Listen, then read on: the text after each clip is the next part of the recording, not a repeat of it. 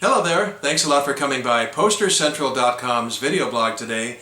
I'm Pete Howard, and I'm telling you, in shooting over 500 videos for my concert poster video blog, I have never started one off holding two posters like this. So why would I do it? Well, just look at those venue boxes down below on these two tour blanks. They are identical, not just in the information they convey, but in their typesetting. They're absolutely the same thing. And by the way, both posters are from 1955. I'm not pulling a trick on you.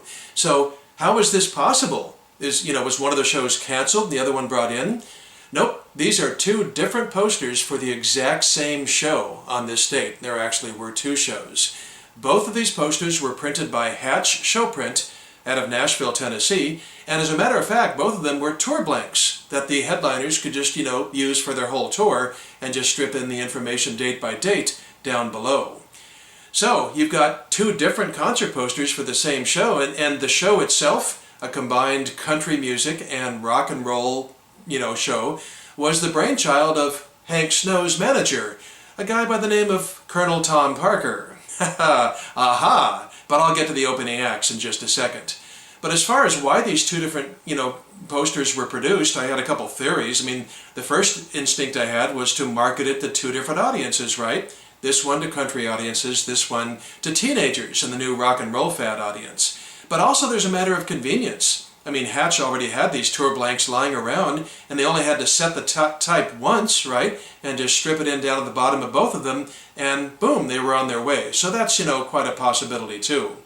But I'll tell you, both of these guys, especially thanks to Rock Around the Clock in Bill's case, both these were huge stars, and they could carry a concert poster in their own right. But let's go ahead and take a look at the Bill Haley first.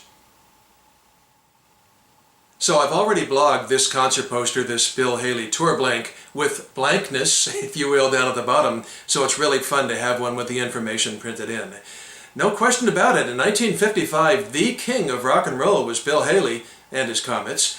Rock Around the Clock had been #1 for 2 months this year, and in mid-October, time of this show, it was still in the top 10 for jukebox plays. So Haley and his Comets were definitely on fire. By the way, on this poster I've already griped about those song title abbreviations on the poster. And then down below in that red print you do have Municipal Auditorium, Oklahoma City, Oklahoma, Sunday, October 16th, 2 shows, matinee and night show. And tickets on sale at VZ's Downtown. That was a drugstore chain that had been going since the 1920s. And I don't need to tell you, the exact same thing I just read you is on the Hank Snow poster. Okay, so now let's get to the crux of this video blog. For one city only, on this one date only, the future king of rock and roll and forever shared the stage with the other acts, and I'm talking, of course, about Elvis Presley. But this darn concert tour blank didn't leave any room for extra acts. But you can't blame Hatch. On a tour like this, the local acts that would jump on stage and everything were really, a liquid situation. So you just had to sort of go with the headliner. But, Elvis, as a result, would have had to have been included down below in the venue information just for this one date. And don't laugh. That would have been really unusual, but not unprecedented. Here's a picture I have of a 1957 concert poster with Jerry Lee Lewis stripped into the venue information with a picture no less. Take a look at that. Sorry about the bad photo, by the way, but anyway, that just gives you an idea that occasionally it would happen, as crazy as it seems. But, it would have just been too good to be true to have, 1955 concert poster, Bill Haley and his Comets, Rock Around the Clock on the poster, and the opening act, the future king of rock and roll, while on Sun Records. Actually, I'll give him a little tribute here. This picture was taken just 4 days later of the two, the present and future king of R&R, shaking hands. So out of these two posters, the Haley and the Snow, if Elvis, let's fantasize, had been added to one of the posters, it would have been to the Bill Haley, right? Wrong! I can say with certainty it would have been on the Hank Snow poster.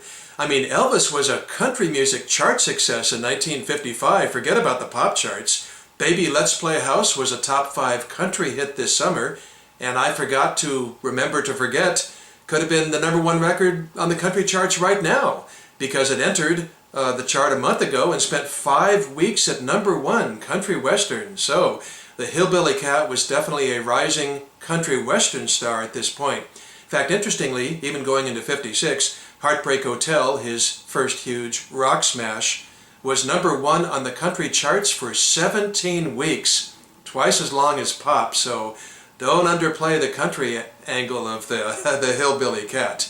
And then you throw in the fact that, hello, Colonel Tom Parker was the manager of both Snow and Elvis, and believe me, Elvis would have been on this poster, if at all. Since I did the same for Haley, I'll show you a quick picture check here of Elvis and Hank Snow, taken a couple of years later. But, on this poster, instead of Elvis, you had an opening act there, comedian Sleepy McDaniel. Now, it'd be easy for me to make a derisive comment, right? But, remember, McDaniel was part of the whole tour, playing every date, and Elvis was there for just one day.